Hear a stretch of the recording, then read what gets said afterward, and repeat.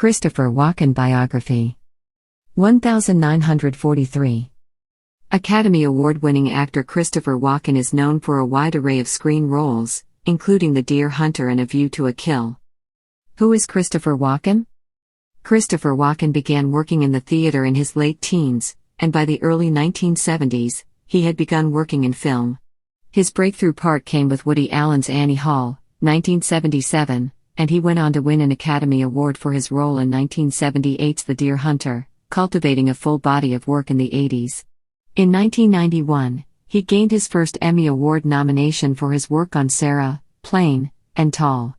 Walken has taken on a variety of projects that include everything from the Steven Spielberg drama Catch Me If You Can, for which he earned another Oscar nomination, to the music video for Fatboy Slim's Weapon of Choice. Early life. Walken was born Ronald Walken on March 31, 1943, in Queens, New York. A performer since the age of 3, Walken started out as a dancer, taking lessons as a child. It was very typical for people, and I mean working-class people, to send their kids to dancing school. You'd learn ballet, tap, acrobatics, usually, you'd even learn to sing a song, he later explained to Interview magazine. The son of a baker, Walken would often leave his neighborhood in Queens and head to Manhattan with his brothers. There they would hang out at Rockefeller Center in Midtown where many of the television shows were shot. Sometimes they landed work as extras to make some pocket money. They used a lot of kids more or less as furniture, Walken later told Entertainment Weekly. At the age of 10, he got a chance to work with comedian Jerry Lewis as an extra in a television skit. Early career. Walken attended the famed professional children's school, geared toward students in the performing arts. Around the age of 18, he started working in theater, first landing roles in musicals because of his earlier studies. During a tour of West Side Story, he met actress Georgianne Thon, who later became his wife. Early in his career, he changed his first name from Ronnie to Christopher while performing in a nightclub act. A lady in the act said she wanted me to be called Christopher, and I said, "Fine, now I wish I'd picked a shorter name because when I see my name in print, it looks like a freight train," he told The Hollywood Reporter. After appearing in the chorus in Baker Street in 1965, Walken was asked to try out for a dramatic part.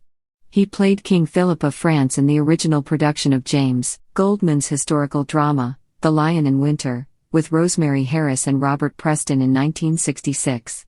That same year, Walken had a small role in the Broadway revival of Tennessee Williams's The Rose Tattoo.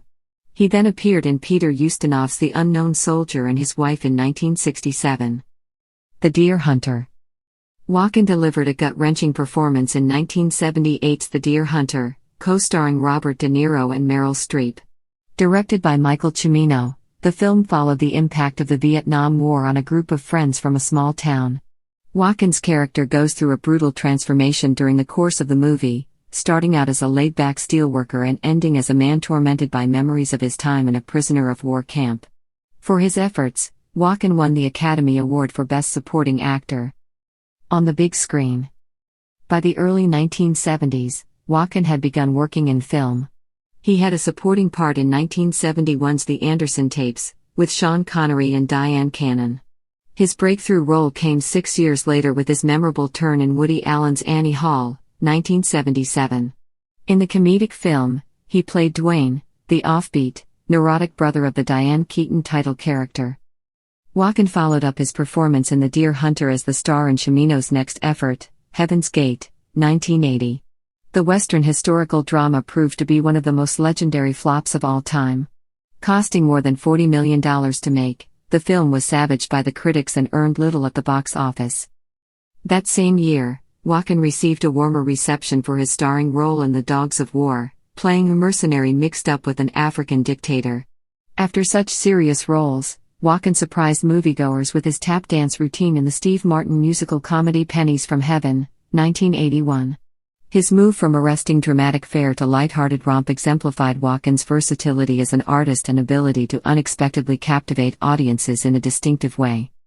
Death of Natalie Wood. Walken experienced turbulence in his personal life a few years later as a guest on the boat of actress Natalie Wood and her husband, Robert Wagner. On November 29, 1981, Wood drowned while the boat was moored off Catalina Island in California. Walken and Wood were working together on what proved to be her final film, the science fiction thriller Brainstorm, 1983. Although the drowning was ruled an accident, suspicions about foul play fueling the actress's death continued to linger. The case was reopened in 2011, and in 2018, Wagner was named a person of interest, though there seemed to be no additional questions about Walken's involvement. Villainous characters. Cementing his reputation as a top-notch bad guy, Walken starred in A View to a Kill, 1985, as the latest villain to take on super spy James Bond, played by Roger Moore. He then paired up with another intriguing actor, Sean Penn, for the crime drama At Close Range, 1986. As critic Roger Ebert enthused about Walken's performance, there is nobody to touch him for his chilling ability to move between easy charm and pure evil. Walken rounded out the decade playing a crook in Homeboy and then a man who's abducted by aliens in Communion, 1989. In 1990, he starred in King of New York, a crime drama co-starring Lawrence Fishburne, with Walken playing a freed drug kingpin who plots to give his ill-begotten earnings to build a hospital for the poor. He then turned in a memorable performance as an evil businessman in Batman Returns, 1992, opposite Michael Keaton as the Dark Knight and Michelle Pfeiffer as Catwoman. In True Romance, 1993, Walken again made the most out of a smaller part. The film starred Christian Slater and Patricia Arquette as Clarence and Alabama, a couple on the run from the mob. Walken starred in one of the film's memorable scenes as a hitman trying to get some answers out of Clarence's dad, played by Dennis Hopper. The following year, Walken gave another strong performance in Quentin Tarantino's Pulp Fiction, 1994. He described the experience to Esquire magazine, saying, "Movie scripts are usually pretty loose, things change a lot. But not with Quentin. His scripts are absolutely huge. All dialogue. It's all written down. You just learn the lines. It's more like a play." Emmy recognition and SNL. In 1991, Walken garnered his first Emmy Award nomination for Outstanding Lead Actor in a Miniseries or Special for his work on Sarah, Plain, and Tall. He starred opposite Glenn Close as a widower who solicits a new wife to help raise his 2 children. Despite being often cast as edgy characters, Walken has also displayed a great sensibility for comic roles.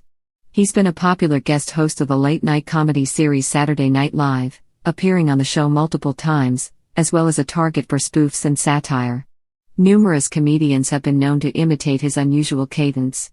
His manner of speech was in fact the subject of an SNL skit which focused on an imaginary Walken family reunion. "I think my rhythm is a bit like someone whose first language isn't English. I could get away with being a German commandant and not really have to do a lot of accent, because I already sound like I don't speak English that well," he told Entertainment Weekly. Catch Me If You Can.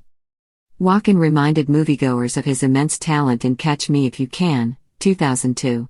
The film tells the true life story of a young con artist, played by Leonardo DiCaprio, named Frank Abagnale Jr. Walken gave a subtle performance as Frank's father, which earned him his second Academy Award nomination for Best Supporting Actor.